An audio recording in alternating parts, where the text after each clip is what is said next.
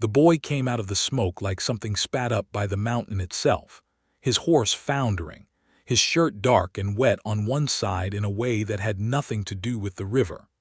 Lavinia Bristol heard the hoofbeats before she saw him, and she dropped her mallet on the half-finished trestle and ran toward the sound with sawdust still clinging to her forearms. "They're coming," the boy said, and then his horse stumbled and he went down hard into the dirt at the edge of the ford, and Lavinia was on her knees beside him before she had decided to be. "Cranford's riders, before dusk.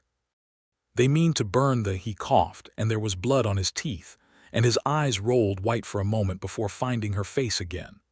"The bridge stock, all of it, and Amos. They mean to finish Amos before he reaches the judge." "Who is Amos?" Lavinia asked, pressing her palm hard against the wound in his side, but the boy had already gone slack, breathing shallow and fast, and no more words would come out of him that made any sense. That was when the stagecoach came around the bend above the crossing, 6 horses lathered white, and the man on the box hauled back on the reins with the particular violence of someone who had seen trouble and did not intend to drive into the middle of it blind. He was down off the box before the wheels had fully stopped turning, a tall man in a canvas duster gone the color of the dust, his hat brim throwing a shadow over eyes that took in the whole scene in one hard sweep. The wounded boy, the blood, the woman in a carpenter's apron kneeling in the dirt with her hands already working. "Move aside," he said, not unkind, but not asking either. "I am not in your way," Lavinia said, without looking up. "I need cloth, clean if you have it, and something to bind this above the wound before he loses any more blood than he already has." The stagecoach driver looked at her a moment longer than the situation seemed to require, as if he had expected her to faint or to scream or to do anything at all besides what she was doing, and then he turned and pulled a strip of canvas from beneath the driver's box and a coil of clean rope and knelt across from her. "You know what you are doing?" he asked. "I have set more broken fingers on a work crew than I care to count, Mr. Hale," he said. "Jasper Hale." Then Mr. "Hale, hand me that canvas and stop wasting the only light we have left before that smoke rolls all the way down the canyon and takes it from us." He did not argue further. He tore the canvas into a long strip with his knife, and between the two of them, working without another wasted word, they got the wound packed and bound tight enough to slow the bleeding. The boy's breathing steadied, ragged but even, and Jasper Hale sat back on his heels and looked at the woman across from him as if seeing her fully for the first time. The fine stitching of her blouse gone gray with sawdust, the calluses on her palms that did not belong, by any rule he knew, to hands that also wore a signet ring on the smallest finger. "You are the one building the bridge," he said. It was not quite an accusation, but it was close. "I am the one who has built half of it already, yes." She looked past him, up the canyon road where the smoke was thickening into a brown wall against the sky, the wind pushing it low and fast down the slopes the way it did in the worst weeks of August.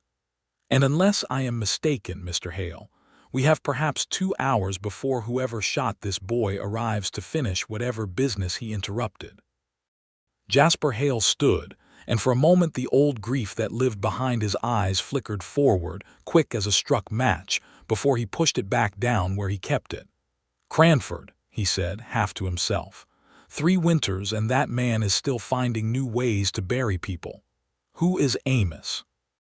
Lavinia asked again, standing now too, wiping her hands on her apron. "A friend," Jasper said. "One I intend to still have alive by morning." He looked at her, and something in his face reorganized itself around a decision. "Can you ride, Miss Bristol?" "I can ride, drive a team, read a survey map upside down in bad light, and swing a hammer harder than most men on my own crew," she said. "What I cannot do is sit in a parlor and wait to be told what happened. So if you are asking whether I intend to help you, the answer is that you could not stop me if you tried." For the first time since she had met him, not 5 minutes past, Jasper Hale's mouth did something that was almost, nearly, the shadow of a smile gone again before it had properly arrived, buried under the weight of whatever he was carrying. But Lavinia had seen it, and she filed it away the way she filed away the grain of good lumber. Something worth coming back to. Cedar Ford sat in a bowl of land where the Snake River narrowed enough to be crossed, if a man was foolish or desperate enough, and the trail from the east forked there, before climbing again into the high country toward the mining camps. It had grown up around the ferry the way towns grew up around anything that made money off other people's need to get somewhere else. A mercantile, a boarding house run by a widow named Odette who fed half the town on credit, a blacksmith, a saloon with more flies than customers most days, and the ferry itself, an ugly barge on a cable strung across the river, owned outright by a man named Silas Cranford who also owned the stage line contract, the freight warehouse, and, as far as anyone in town could tell, most of the marshal's good sense. 3 winters before, that cable had snapped in a spring flood with a wagon and 4 people on the barge, and among the dead had been a boy of 19 named Daniel Hale, brother to the man now standing in the smoke with his jaw set like stone. Jasper had not laughed since. Not once in 3 winters, not at a joke told over cards, not at a foal born crooked and comical in the spring, not at anything at all. The men who drove for him on the stage line had stopped trying. They got the wounded boy, Eli Marsh, into the back of the half-finished bridge house that served as Lavinia's tool shed and office, laid him on a cot she kept there for the nights she worked too late to walk back to the boarding house. Widow Odette came at a run with her apron still on and her herb basket in hand, and between the 3 of them they got water boiled and the wound properly cleaned, Lavinia's hands steady and quick in a way that made the widow raise her eyebrows but ask no questions. Not yet. He said Cranford's riders are coming before dusk, Lavinia said, once Eli was resting as easy as a shot boy could rest. He said they mean to burn the bridge stock. And something about a man named Amos who is trying to reach a judge. Jasper had gone very still. Amos Whitfield, he said. He used to run the ferry cable inspections before Cranford let him go. There is a wanted notice on him now out of the territorial marshal's office. Horse theft and arson, it says. He looked at the smoke thickening beyond the window. I have known that man 12 years. He has never stolen so much as a nail that was not his. Then why would he be wanted? Because, Jasper said, and his voice went low and hard in a way that made the widow busy herself suddenly with the herb basket, giving them what privacy the small room allowed. Because 3 winters ago, that cable did not snap on its own. Amos told the marshal it had been worn thin on purpose, to save Cranford the cost of replacing it before the season's last big crossing. Told him in a letter, addressed to the territorial office, and 2 weeks later Amos was run off his land on a theft charge nobody in this town believed, and the letter was never seen again. He looked at Lavinia, and something raw moved behind his eyes. My brother drowned so Cranford could save the price of good rope, Miss Bristol, and the paper that says otherwise has a wanted man's name on it instead of Silas Cranford's. Lavinia said nothing for a moment, only looked at him, at the grief that had clearly worn grooves into his face the way water wore grooves into stone, patient and permanent. Then we had better find your friend Amos, she said finally, before Cranford's riders do. And we had better do it before this smoke closes the canyon road, or none of us will be finding anyone at all. The bridge itself stood half-finished over the ford, a skeleton of good fir timber, the king post trusses she had designed herself rising clean and true where the old rotted ferry dock had stood a season before. It had taken Lavinia 4 months to get this far, 4 months of proving, plank by plank, that a woman who had learned bridge building at her father's elbow in a Boston shipyard could do the same work as any man Cranford tried to send to slow her down men who did not show up for their shifts. Lumber that went missing from the stockpile in the night. Rumors sent ahead of her into town before she had ever set foot in it. That she was some fool's daughter playing at a man's trade with money that would run out before the first snow. She had not run out. She had instead built a bridge that was going to put Cranford's ferry out of business the day the last plank went down, and everyone in Cedar Ford, including Cranford himself, knew it. They rode out together as the light went strange and orange through the smoke, Jasper on his own horse, and Lavinia on the sturdy bay mare. She kept stabled near the bridge site, out along the lower trail toward the line shack where Amos Whitfield had been holed up since word first reached him that men were asking after him in town. The wind had shifted twice already that afternoon, the way it did in fire season, first pushing the smoke north up the canyon and then, without warning, swinging it back down over the trail so that for a stretch of a quarter-mile they rode with their kerchiefs pulled up over their mouths and their eyes streaming. "You did not have to come," Jasper said, when they slowed the horses to pick their way across a wash gone soft with ash. "No," Lavinia agreed. "I did not. Most women I have known would have stayed at the boarding house. Most women you have known, Mr. Hale, were perhaps not given the opportunity to do otherwise." She said it without heat, simply a fact laid down like a plank fitted into place. "My father used to say that a woman who waits to be told she is capable will wait her whole life.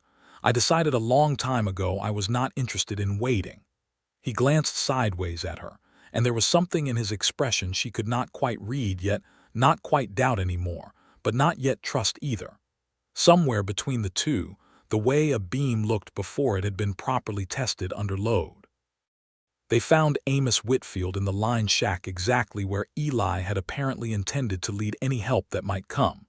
A graying man with a limp and eyes that had the particular exhaustion of someone who had been running, in one form or another, for 3 years.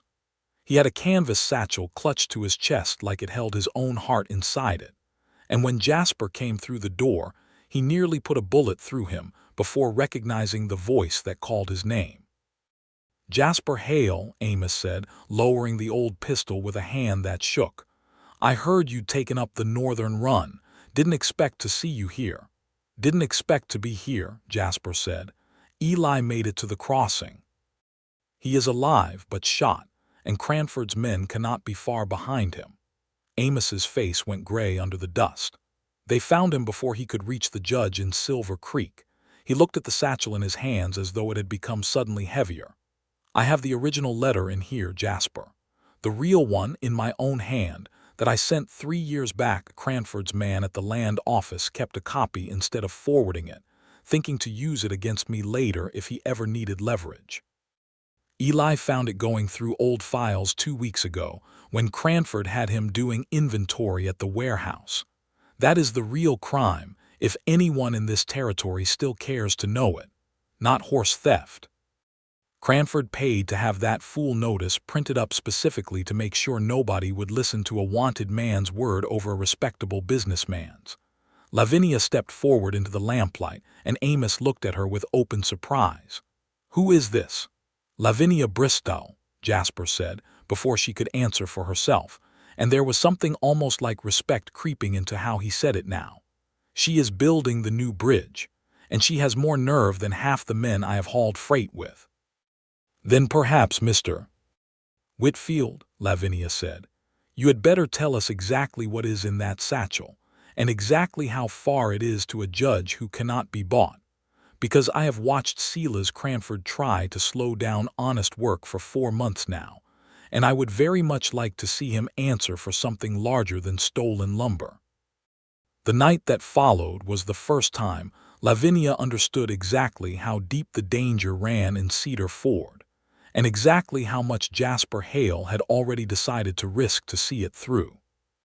They brought Amos back under cover of the smoke-dark evening, hid him in the loft above the bridge house where Eli lay recovering, and sat up long past midnight working out, by lamplight, exactly how a wagon might reach Silver Creek and the circuit judge who rode through there twice a season. A full day's hard travel along the only road that did not pass directly through land Cranford's riders patrolled. A canyon shelf trail that hugged the cliff above the river gorge for 6 treacherous miles before it widened out into safer country. "It is not a road for a stagecoach," Jasper admitted, tracing the route on the rough map Lavinia had pinned to her drafting table. "Barely a road for a mule." One wrong turn on that shelf and there is nothing beneath you but 200 feet of air and river rock. Then it is fortunate, Lavinia said, that you are, by every account I have heard since arriving in this town, the only man alive who has driven that shelf road in the dark without losing a wheel. He looked at her, surprised again by how much she had apparently learned about him in 4 months without either of them exchanging more than a few words in passing. You have been asking about me, Miss Bristol. I have been asking about everyone in this town who might be useful to a bridge that powerful men do not want built, she said, and there was the faintest curve at the corner of her mouth now, something dry and knowing. You, Mr. Hale, came up rather more often than the others.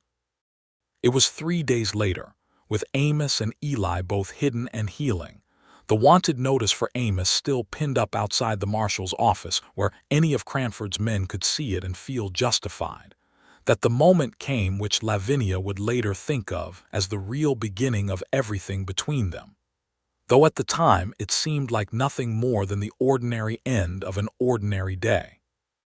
They had spent the afternoon at the bridge site, Lavinia up on the trestle checking the fit of a joint while Jasper, between stage runs, had taken to lingering longer than strictly necessary, handing up tools, holding lumber steady, arguing with her in a low, running way about whether a king post truss could really bear the weight she claimed it could, an argument he was steadily losing, plank by plank, as the bridge held true under tests that should have strained lesser work. You built ships, he said, when she had explained patiently for the 3rd time the mathematics of load distribution across a truss, and now you have decided to build bridges instead. My father built ships. I apprenticed in his yard from the time I was 12, because my mother died and there was nowhere else for me to be while he worked, and because he refused to believe that a daughter was a lesser kind of student than a son would have been. She wiped sweat from her brow with the back of her wrist, leaving a streak of sawdust across her temple.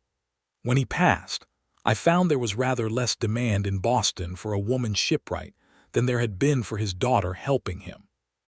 Bridges, it turns out, are more forgiving of who holds the hammer, provided the bridge stands. And if it does not stand, then I will have deserved every doubt this town has thrown at me, and I will build a better one. She said it simply, without drama, the way she said most things, and Jasper found himself looking at her the way he looked at a piece of trail he had not yet learned, with the particular attention of a man deciding whether it could be trusted. They led the horses down to the trough near the ford as the light went long and gold through the last of the day's smoke, the 2 draft horses that hauled Lavinia's lumber wagon and Jasper's own saddle horse, all 3 of them thirsty and patient. Lavinia went to work the pump handle, and it stuck, as it always stuck in dry weather, and she threw her whole weight against it with a grunt that was decidedly unrefined for a woman who had, not an hour before, been discussing tensile strength with the calm precision of a university lecturer. "Allow me," Jasper said, stepping in to help, and between the 2 of them they got the handle to give, water gushing out in a rush that soaked both their boots and sent the horses shying back in surprise.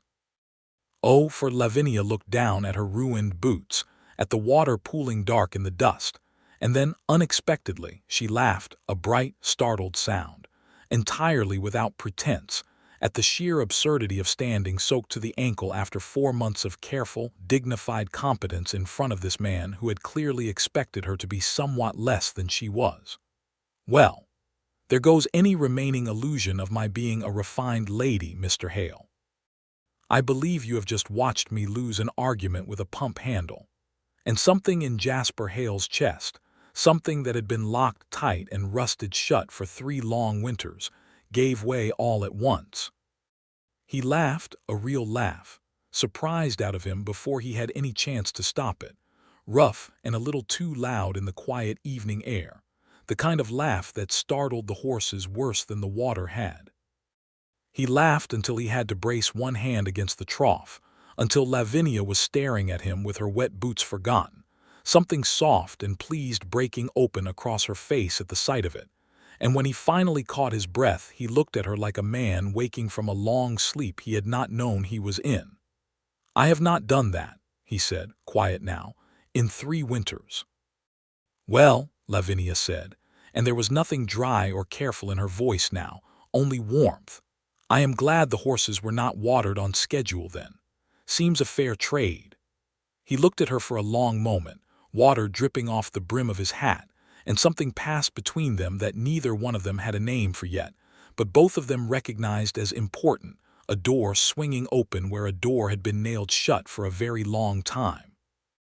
It did not last, that lightness, because nothing in Cedar Ford that summer was allowed to last for very long before Silas Cranford found a way to press his thumb down on it. 2 men had seen them at the trough, Cranford men, loitering near the mercantile the way they had taken to loitering everywhere in town since Eli's disappearance had been noticed. And word of Jasper Hale laughing with the bridge woman traveled to Cranford's ears faster than either of them could have anticipated. Cranford, it turned out, had already begun to suspect that his missing warehouse hand and his missing wanted man had gone to ground somewhere near the bridge site. And the sight of his most reliable stage driver, suddenly cheerful and familiar with the very woman threatening his ferry income, was, to a man like Cranford, not a coincidence to be ignored. He came to the bridge site himself 2 mornings later, in a fine black coat entirely wrong for the heat, and the ash still drifting down from the ridges above town, flanked by his foreman, a broad, sour-faced man named Tom Yancey, who wore his gun the way some men wore a watch chain, purely for the impression it made. "Miss Bristol," Cranford said, removing his hat with a courtesy that did not reach his eyes, "I wonder if I might have a word about your progress. The town council has expressed some concern." "The town council," Lavinia said, setting down her level with the deliberate care of a woman who did not intend to let this man see her hands shake, "consists of 4 men, 3 of whom hold notes on their businesses through your bank, Mr. Cranford. I would be very surprised if their concerns were entirely their own." Cranford smiled, a thin, patient thing. "You are a clever woman. I have said so from the start. But cleverness does not always translate to good judgment, does it? I hear you have had visitors at your bridge house, late at night. Strangers, some of my men say." "Your men," Lavinia said, "seem to spend a great deal of time watching my bridge house instead of tending your ferry, Mr. Cranford. I would think, with the crossing so profitable, you could not spare the attention." Jasper, who had come up from the stage barn at the sound of raised voices, arrived in time to see Yancey's hand drift, slow and deliberate, toward the pistol at his hip, not drawing it, only reminding everyone present that it was there. "Careful, Miss Bristol," Yancey said. "Man like Mr. Cranford has a long memory for folk who cross him." "And I have a long memory for men who cut a ferry cable to save the cost of good rope," Jasper said, stepping up beside Lavinia, his voice gone flat and cold in a way she had not yet heard from him. "3 winters is not so long that I have forgotten Cranford, nor has this town, whatever you have paid the marshal to write in his reports." Something flickered across Cranford's face, not fear exactly, but a recalculation, the look of a man realizing an old debt was about to come due sooner than he had planned. "That is a very serious accusation, Mr. Hale, made with no proof at all." "There is proof," Jasper said before he could stop himself, and Lavinia's hand found his arm, a quick warning pressure, but it was already said, already hanging in the smoky air between them, and Cranford's eyes had gone sharp and calculating in a way that made her stomach drop. "Is there?" Cranford said softly. "How very interesting." He put his hat back on, unhurried, and looked between the 2 of them with something like satisfaction settling into his expression. "I believe I will pay the marshal a visit this afternoon. It seems there may be cause to search certain properties in this town for a fugitive from justice. Good day, Miss Bristol, Mr. Hale." He turned and walked back toward town, Yancey a half-step behind him, and Lavinia let out a breath she had not realized she was holding. "That was foolish," she said, but there was no real anger in it, only worry. "I know it." Jasper scrubbed a hand down his face. I have kept my tongue for 3 winters, Lavinia. Watched that man walk through this town like he owns the very ground, and never said a word, because saying a word never brought Daniel back and only ever seemed to bring trouble down on whoever spoke it. He looked at her, and something raw and honest moved across his face. But I could not stand there and let him threaten you and say nothing. I find I have grown rather less patient about people threatening you than I expected to be in as short a time as I have known you. Lavinia looked up at him, and for a moment the danger of the morning receded just slightly beneath something warmer. That, she said quietly, is a very foolish thing to admit to a woman you have known less than a week, Mr. Hale. I am aware, he said. I find I do not much care. That afternoon proved Cranford's threat had teeth. The marshal, a heavy-set man named Coy Dunlap, who had spent 3 years carefully not noticing anything Cranford did not want noticed, arrived at the bridge site with a search warrant so hastily writ the ink had barely dried, and 2 of Cranford's men in tow to make certain nothing was overlooked. They found the loft above the bridge house empty. Lavinia and Jasper had moved Amos and Eli before dawn, on nothing more than instinct and the memory of how quickly Cranford's suspicion had sharpened the day before, hiding them instead in the half-collapsed root cellar of an abandoned homestead a mile upriver, a place Jasper knew from years of driving the stage past it and noticing, the way he noticed everything about the land he drove through, that its cellar door was hidden beneath a fallen section of roof. "Nothing here, Marshal," Yancey reported, disappointed, after tearing through Lavinia's tool shed and scattering a season's worth of careful lumber inventory across the dirt. "I would ask," Lavinia said, standing with her arms crossed while they righted nothing they had disturbed, "that Mr. Cranford's men be made to compensate me for any tools broken in this search, Marshal Dunlap. This bridge is town property, is it not? Built under contract with the very council Mr. Cranford claims to speak for." Dunlap had the grace to look uncomfortable.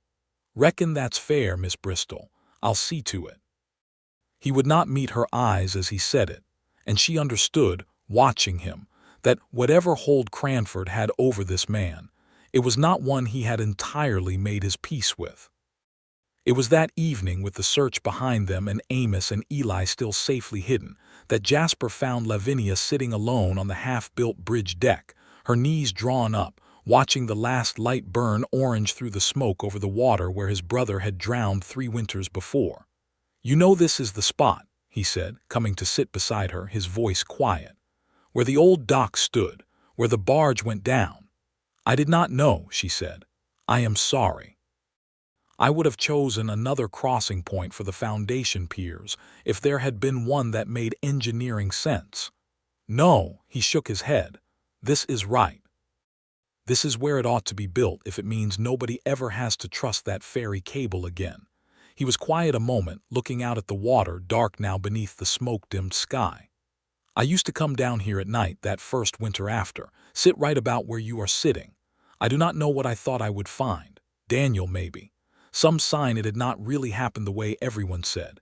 He laughed, short and without much humor. "Foolish thing for a grown man to do." "It is not foolish," Lavinia said. "It is grief. Grief does not care whether the things it makes us do are foolish." She hesitated, then reached over and took his hand, simply, without ceremony, the way she might have steadied a beam that needed steadying. "My father used to say a bridge is a promise, that every time you cross one, you are trusting that the people who built it cared enough to make it strong. I did not fully understand what he meant until I came here and saw what happens to a town when that promise is broken." She looked at him. "I am going to make certain nobody drowns at this crossing again, Jasper. I swear that to you, whatever it costs." He turned his hand over in hers, threading their fingers together, and for a long moment neither of them said anything at all, only sat together in the fading light while the river ran on below them, indifferent and patient, the way rivers always were.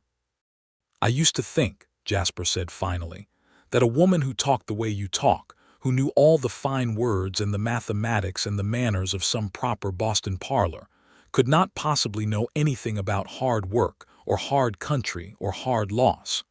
I have driven this stage line 11 years, Lavinia, and I thought I had this territory and everyone in it figured for what they were within a day of meeting them. He shook his head. I was wrong about you from the first hour.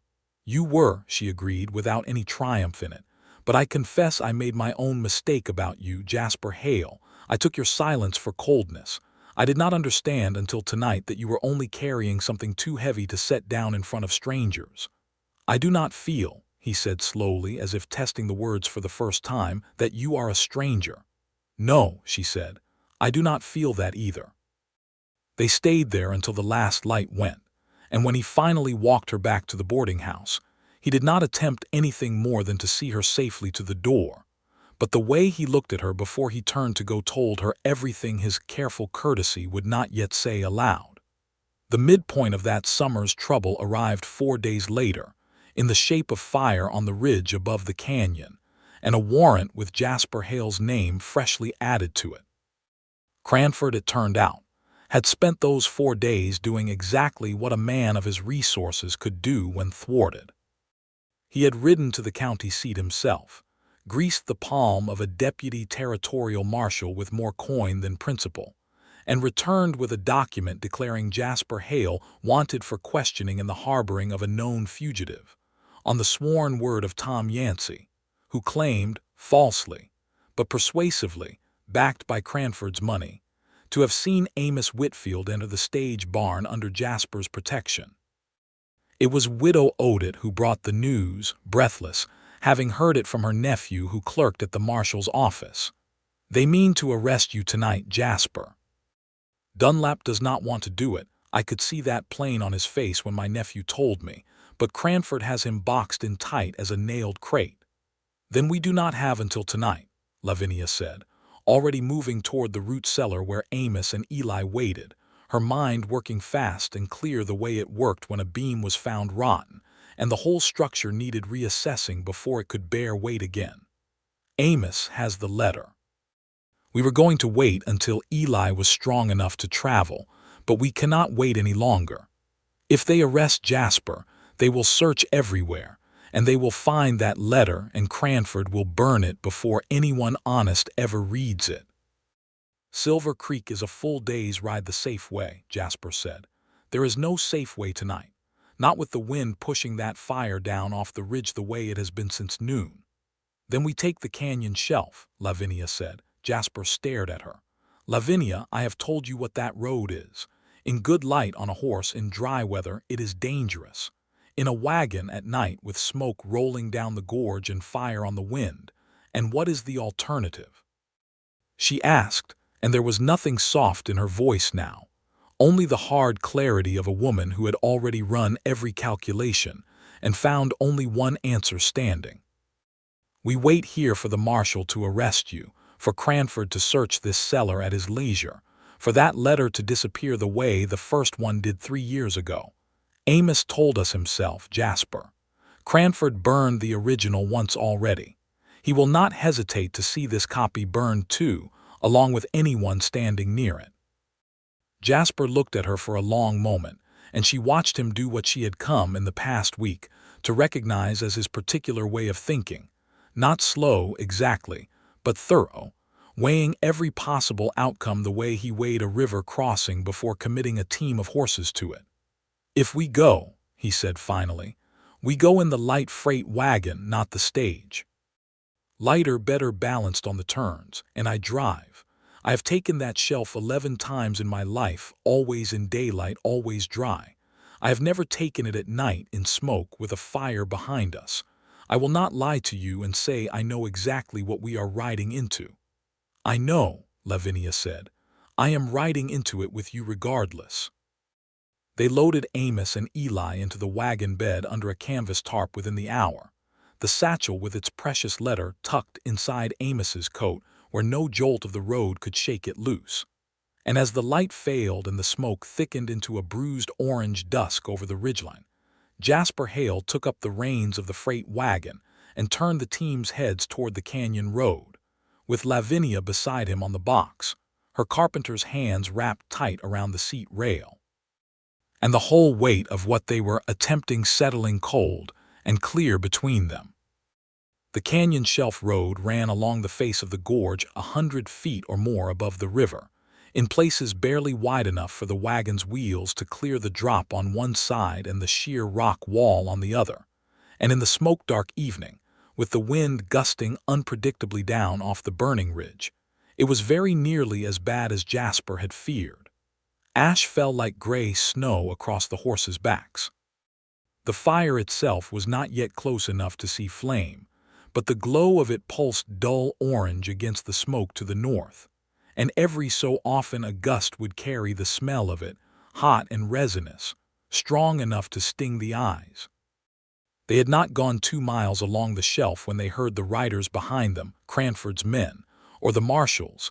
It did not matter which, only that they had been seen leaving town and someone had decided the shelf road was worth the risk of pursuit. How many? Lavinia called over the wind and the rattle of the wagon. 3, maybe 4, Jasper called back, not taking his eyes from the narrow track ahead, illuminated only by the wagon's single lantern and whatever ghost light the smoke let through. Hold on, this next stretch narrows. The wagon lurched as a wheel caught a rut, and for one heart-stopping moment Lavinia felt the whole vehicle tip toward the drop before Jasper hauled the team hard left, and the wheels found solid ground again, the river a black roar somewhere far below them in the dark. Behind, the pursuing riders' torches bobbed and flickered through the smoke, closer now, close enough that Lavinia could hear a man shouting for them to halt. "They will run us off this shelf if we let them get close enough," Jasper said, grim. "I need you to do something for me, Lavinia, and I need you to trust that I know this road better than I know my own hands. Tell me." There is a turnout ahead, on the right, where the shelf widens for perhaps 30 feet, an old rockslide cleared out years back for wagons to pass each other. If I can get us into it and hold the team steady, I want you to take the reins and keep them there while I climb back and deal with whoever is fool enough to ride up alongside us. Jasper, that is the only chance we have of not being run off this road entirely, he said, and there was no argument in his voice, only the flat certainty of a man who had already done the arithmetic. "Do you trust me?" Lavinia looked at him, at the set of his jaw in the dim lantern light, at the man who had learned to laugh again only a week ago and was now risking everything to protect a truth 3 years buried. "Yes," she said, "I trust you." The turnout came up faster than she expected, a pale gash of cleared rock in the smoke-dark canyon wall, and Jasper hauled the team into it with a shout, the wagon shuddering to a halt at an angle that put its rear wheels dangerously close to the drop but held. He thrust the reins into Lavinia's hands. "Hold them steady. Whatever happens, do not let them bolt, Jasper."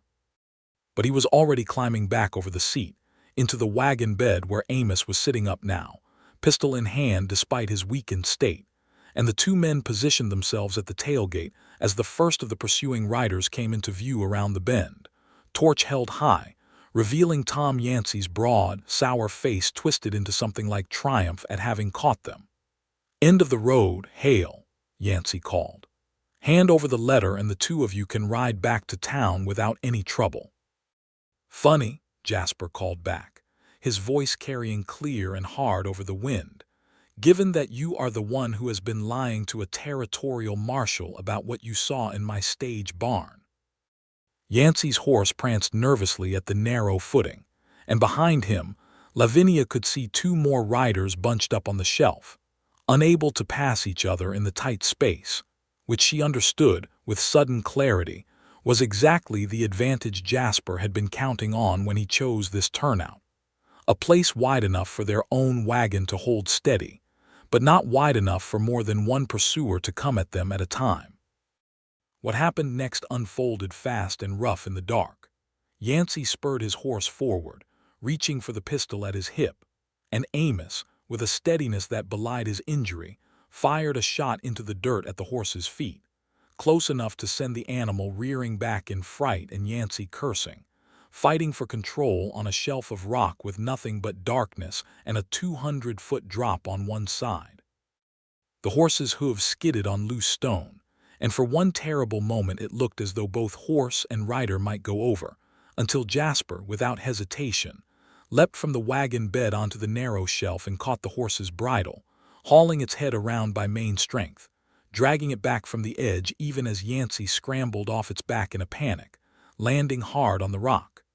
"You fool," Jasper snarled, shoving the trembling horse back toward the wider part of the trail. "You would have died over a letter that was never yours to chase." Yancey, scraped and shaking, looked up at him from the ground, and something in his face, fear perhaps, or the sudden clear sight of exactly how far Cranford's ambitions had nearly gotten him killed for seemed to break. Cranford said it was only trouble papers, said nobody would get hurt bringing them back. "Cranford has been saying that for 3 years, Jasper said. "Ask him sometime what happened to my brother." Behind Yancey, the other 2 riders had reined up, uncertain now, watching their foreman sprawled on the rock and their quarry standing unhurt and furious above him, Amos's pistol still leveled steady from the wagon bed.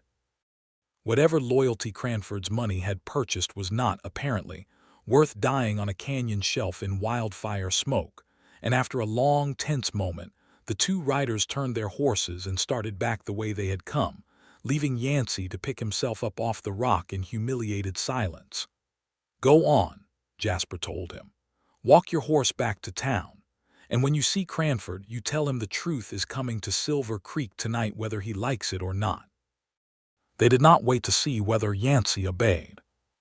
Jasper climbed back onto the box, took the reins from Lavinia's white-knuckled hands, and set the team moving again along the shelf, faster now, urgency lending speed to careful hands, and Lavinia found she was shaking only once the immediate danger had passed, the way a beam shook after the weight came off it, the strain finally allowed to show.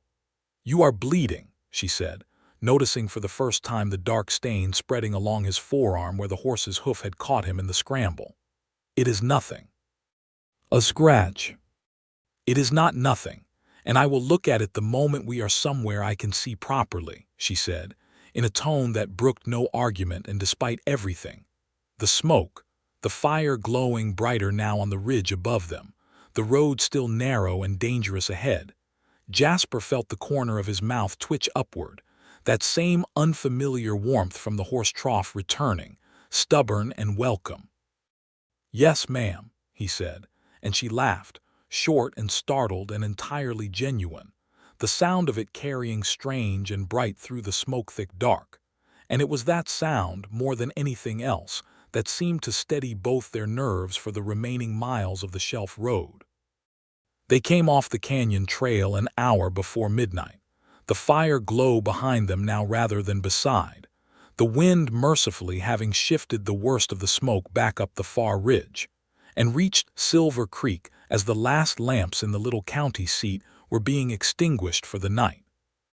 Judge Elias Thorne, roused from his bed by a breathless boy sent ahead to fetch him, met them in his shirt-sleeves in the front room of the boarding house where he lodged during his circuit stops, and listened, with the patient gravity of a man who had heard every manner of frontier grievance in his years riding this territory, as Amos Whitfield laid out the letter, the original account of the cable's deliberate neglect, and Eli Marsh's testimony of the falsified copy, kept hidden in Cranford's own warehouse files. "This is a serious accusation," Judge Thorne said, turning the letter over in his hands, holding it close to the lamp to examine the ink, the paper, the seal that marked it as having passed, at one point, through the territorial land office itself. "Negligence resulting in death, fraud in a land grant claim, falsifying a wanted notice to discredit a witness." He looked up at the exhausted group before him, Jasper with his bandaged arm, Lavinia with ash still in her hair, Amos gray with fatigue but sitting straighter than he had in 3 years, Eli pale but conscious, propped against the wagon seat they had carried him in on. "You understand I will need to see Mr. Cranford answer for this in a proper hearing. This cannot simply be taken on your word, however much I am inclined to believe it." "We understand," Lavinia said, "but we would ask that it happen quickly, Your Honor. Every day Cranford remains free in Cedar Ford is a day he has resources to make evidence disappear, or witnesses disappear along with it. The judge studied her for a moment. This ash-streaked woman who spoke with the precise, measured confidence of an educated Boston household, even as she stood road-worn and exhausted in a frontier boarding house at midnight. And something in his face suggested he had already guessed a good deal of the story that had brought them all to his door. "You would be the bridge builder," he said. "I have heard talk of you, Miss Bristol, even out here. Not all of it kind, though I suspect the unkindness says more about the men speaking than about you. I have found that to be generally true of unkindness, Your Honor." He almost smiled at that. "I will ride for Cedar Ford myself, first light. Bring my clerk and a deputy from this county who owes Cranford nothing. We will see this matter settled properly and quickly as you ask." He set the letter down carefully on the table beside him. "Get some rest, all of you. You have earned it tonight, whatever the road ahead still holds." They stayed the remainder of the night in Silver Creek, Eli and Amos given proper beds at the boarding house for the first time in weeks, and it was in the quiet hour before dawn, sitting together on the porch step while the rest of the house slept, that Jasper finally let Lavinia tend the wound on his arm properly, by lamplight, her hands steady and gentle in a way that made something in his chest go soft and unguarded. "You did not have to leap off that wagon," she said, cleaning the scrape with careful attention. "You could have let the men on the shelf sort themselves out." "I could not," he said simply. "Not with you on that seat.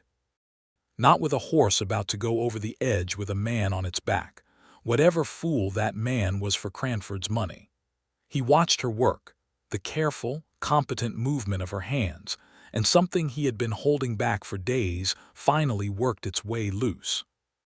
"I have driven that shelf road 11 years, Lavinia, alone, in every kind of weather this territory can produce, and I have never once been afraid of it the way I was tonight, not because the road had changed, but because for the first time in 3 winters there was someone on that seat beside me I could not bear to lose." Lavinia's hands stilled on the bandage.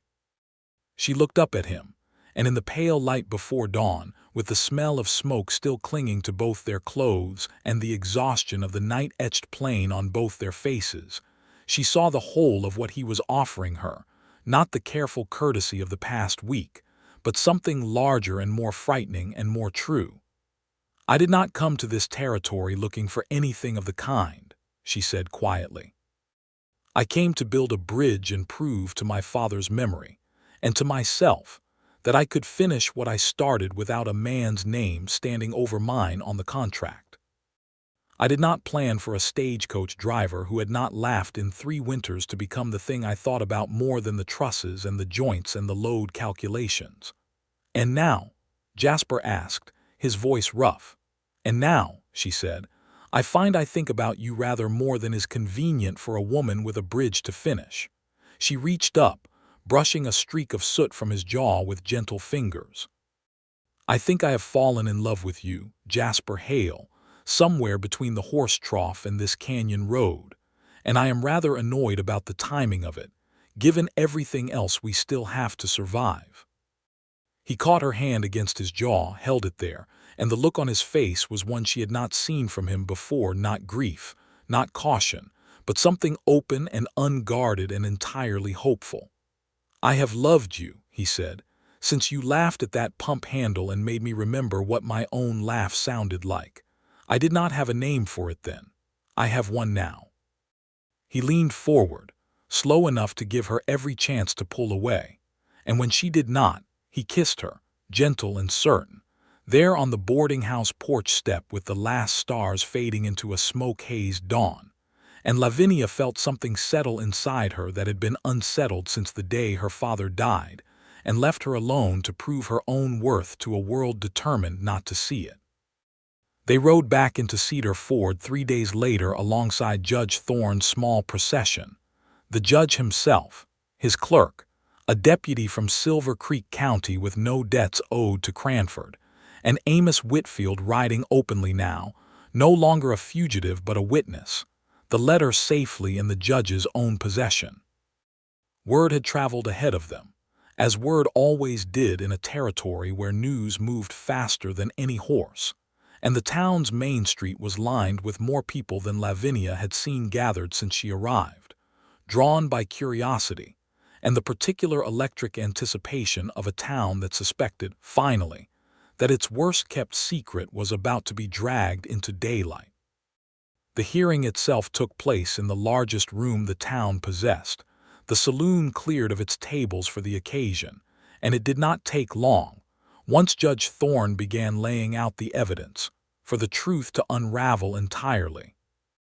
Marshal Dunlap, given the chance to speak freely with a territorial judge present and Cranford's grip on him suddenly loosened, admitted under careful questioning exactly how much pressure and money had gone into keeping Amos Whitfield's name on a wanted notice for a crime he had never committed. The land office clerk, brought in by wire from the county seat, confirmed the copied letter's authenticity against his own recollection of the original. And Cranford himself, given the chance to answer for himself, found that his fine coat and careful manners bought him nothing at all in a room full of people who had, every one of them, lost something to his ferry over the years. A wagon, a season's goods, in Jasper Hale's case a brother, and who were no longer willing to stay silent now that silence was no longer required of them.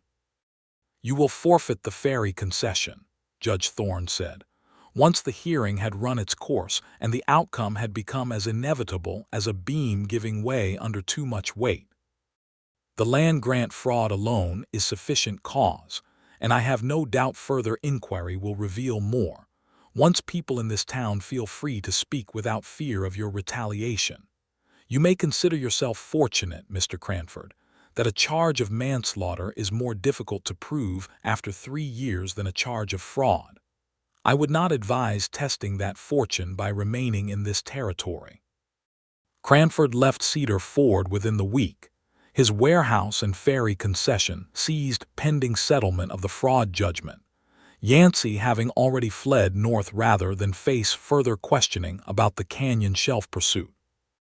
The town, freed of a weight it had carried without fully realizing how heavy it had grown, seemed almost to exhale as one, and the talk that had once circulated about the foolish Boston woman playing at a man's trade shifted, within days, into something entirely different: talk of the bridge that would finally make the crossing safe, and talk, too, of the stagecoach driver who had not laughed in 3 winters and was now seen, more than once, smiling openly at the sight of Lavinia Bristol up on her trestle with a hammer in her hand.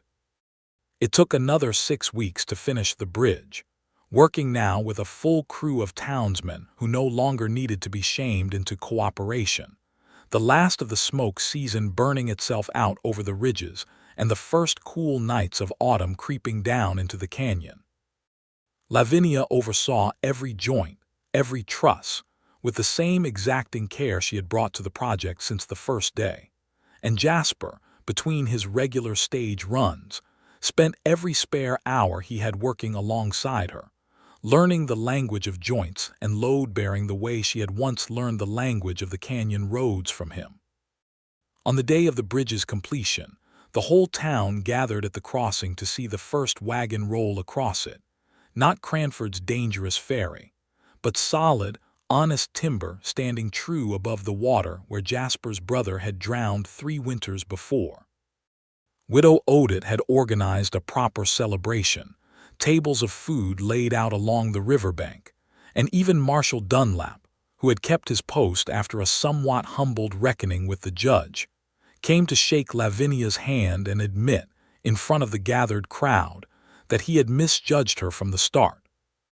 "I built it strong enough to hold whatever this river throws at it," Lavinia said, standing at the center of the new span with Jasper beside her as the crowd cheered the first wagon's safe crossing, "and I built it to last a good deal longer than any of the doubts that were thrown at me while I built it."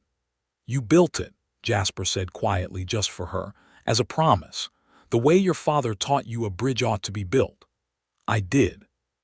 She looked at him, at the easy warmth that had settled into his face these past weeks, so different from the shuttered grief she had first met at the ford, and felt something in her chest settle as solidly as any truss joint she had ever cut. "And I intend to keep building things in this town, Jasper Hale, for a good long while yet. I find I have grown rather fond of Cedar Ford, and of one particular stagecoach driver who has finally remembered how to laugh. I have you to thank for that," he said. "Every laugh since that trough has had your name somewhere behind it." He took her hand there on the new bridge, in front of the whole gathered town, and did not let go. And if there were still a few who murmured about a fine Boston carpenter taking up with a rough mountain stage driver, or a mountain man setting his sights on a woman too educated and too capable for plain frontier life, those murmurs died quickly enough against the plain evidence of two people who had each found, in the other, exactly the kind of steady strength they had not known they were missing. Not a rescue, not a taming, but a true and equal partnership, forged across a canyon shelf road and tested against fire and threat and finally proven, like good timber, to bear whatever weight might come. They were married the following spring, once the last of the winter snow had cleared from the high passes, and the river ran clean and swift beneath the bridge that bore, carved discreetly into one of its support beams, the initials of the woman who had built it and the man who had helped her see it through. The whole town came, Amos Whitfield standing as Jasper's witness with the quiet pride of a man restored fully to his own good name, Eli Marsh, fully recovered, grinning from the front row, Widow Odette dabbing her eyes and declaring loudly to anyone who would listen that she had known it from the very first week, though she had, in fact, said nothing of the sort at the time. Lavinia Bristol Hale stood on the bridge she had built, in a plain traveling dress rather than any fine Boston gown, her carpenter's hands clasped in Jasper's rougher ones, and looked out at the river running steady and safe beneath the crossing that would carry travelers and wagons and, in time, the children of Cedar Ford, for generations to come without a single soul lost to a cable that should never have been trusted in the first place. "No more crossings taken on faith alone," she said softly, echoing something her father had once told her about the promises a bridge makes to everyone who trusts its weight.